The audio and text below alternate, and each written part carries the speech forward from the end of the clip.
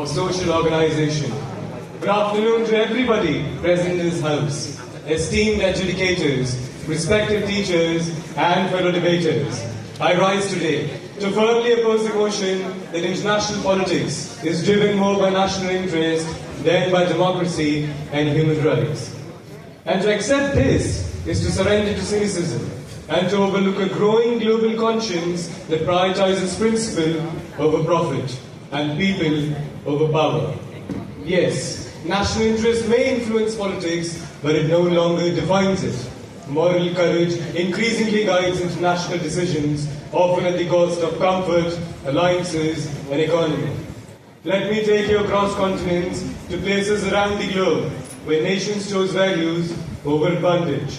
The first country, India, my beloved country, and the world's largest democracy, has refused to remain silent, even when Myanmar's military overthrew its elected leaders in the year 2021.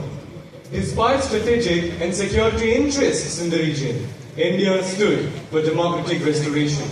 Again, in the year 2022, India extended over $4 billion in unconditional aid to Sri Lanka during its economic collapse. Not for political leverage, my friends, but for humanitarian responsibility. Even recently, in May 2025, during Operation Sindoor, India conducted targeted airstrikes on terrorist camps that posed a threat to our own national security. Notably, India also made sure that no civilian lives were harmed and thus followed the international law.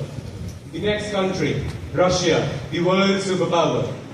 When Russia invaded Ukraine, over 140 countries around the globe condemned it and the United Nations. Western nations froze billions, cut energy ties, and risked inflation at home, not for national advantage, but to protect the sovereignty of a democratic nation. The next country, the United States. The United States has suspended military aid to Egypt due to electoral manipulation.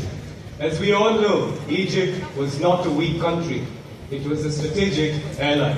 Yet aid was halted to uphold democratic accountability over convenience. Even recently, the United States has faced global condemnation for its rollback of migrant rights. You ask the reason why? Because the United States is also held to moral scrutiny. The last country, but not the least, Turkey, an important NATO ally. Western nations have always criticized this country for its human rights record. Now, in the year 2023, the European Union stopped its membership talks with Turkey. Why? Because it did not respect democracy and did not allow press freedom. Now, let me ask to the wonderful audience sitting over here, if international politics is solely about national interest, then why would countries risk economic loss to impose sanctions? Why would democracies speak out even when silence benefits them?